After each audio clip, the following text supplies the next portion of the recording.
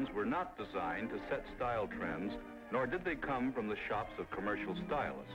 As a matter of fact, they were not designed to set style anywhere. Yet the good taste they reflect may well influence what's worn the world around. While they were created for only one woman, the woman who wears them, yet they may be and often are adopted individually by millions of others. For these are creations of the high art and skill of the motion picture costume designer, whose sole function is to provide appropriate dress for motion picture stars and featured players, a vital contribution to the transformation of a human personality into a specific screen character.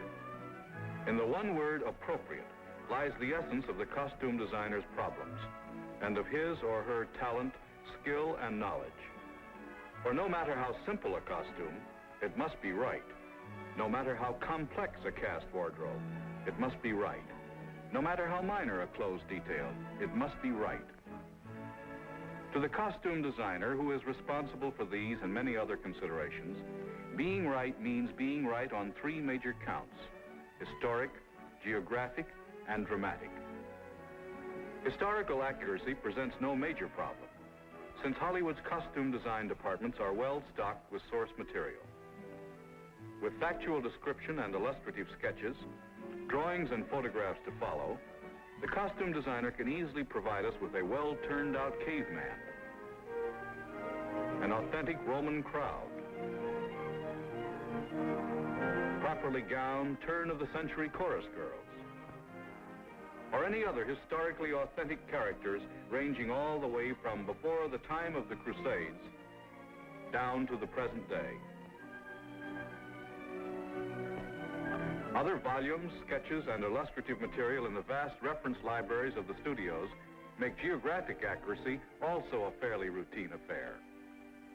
For instance, what would be the proper apparel for an ancient Spanish printer, a chemist, or an African witch doctor?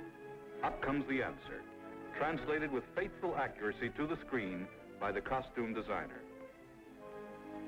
The same for a well-turned-out Eskimo, an Argentine gaucho,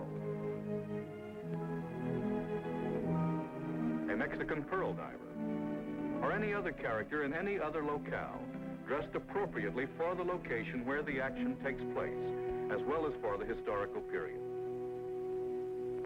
Where the costume designer contributes most is in providing those values which make costumes right dramatically. Here the problems to be solved are often most difficult and elusive.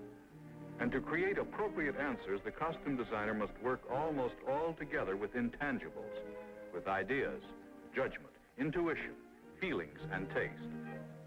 In the mind of a designer, the creation of a gown starts with these abstract elements during the very first stages of film planning.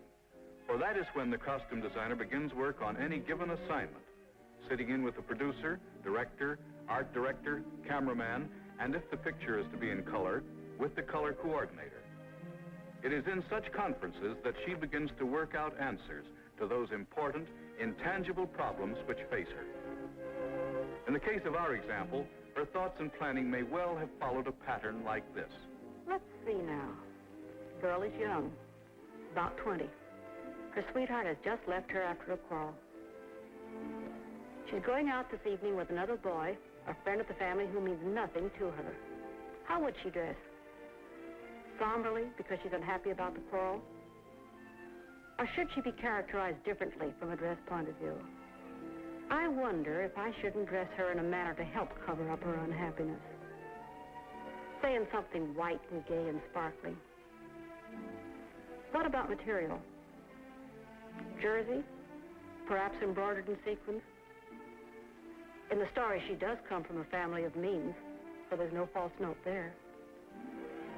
A dress like that would give her an air, too. Make her look defiant, and at the same time alluring.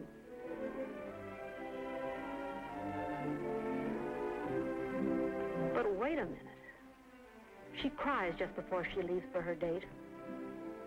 That's a big emotional moment and deserves all the emphasis we can give it. We don't want the audience to be more interested in the gown than in the character of the scene.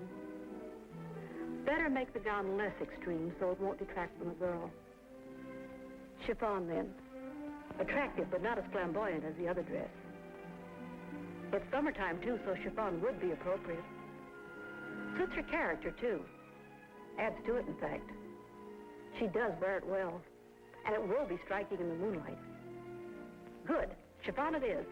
And so the costume designer establishes the basic elements of appropriate dress for that scene. For other scenes, well, the same process again, and again after that, scene after scene, through the entire action of the film. With all the dramatic, historical, and locale requirements fixed in mind, our designer is now ready to crystallize and integrate her facts, intuition, and skill. Rough sketches first of all key scenes. At her command are years of background and experience. Schools, academies, colleges in Paris or Brussels or New York or London or anywhere else in the world. A successful design business of her own generally, which brought her to Hollywood's attention in the first place. And a flair and knack which stamps her creations with individuality and force.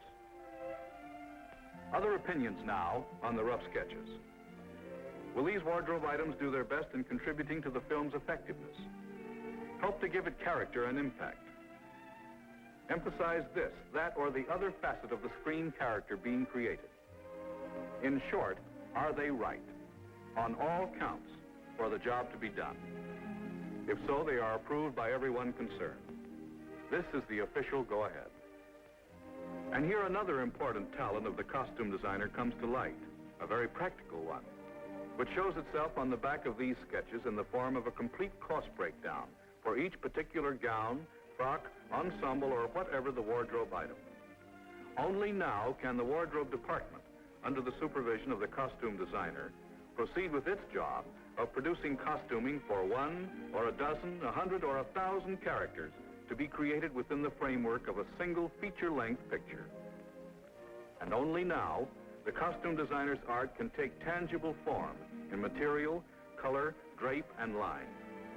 Only now does a gown become a gown, moving out of its conception as an idea or a sketch.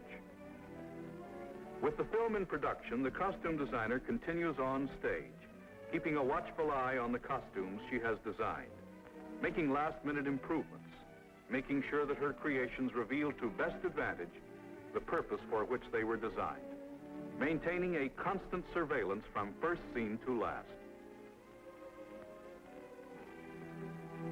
Only when production ends does her assignment end, only to begin all over again as new pictures go into production to claim her expert attention to making wardrobe right, and to call up all the costume designer's skillful blend of factual knowledge and artistic creative ability to contribute in subtle ways and in spectacular ways to your film enjoyment.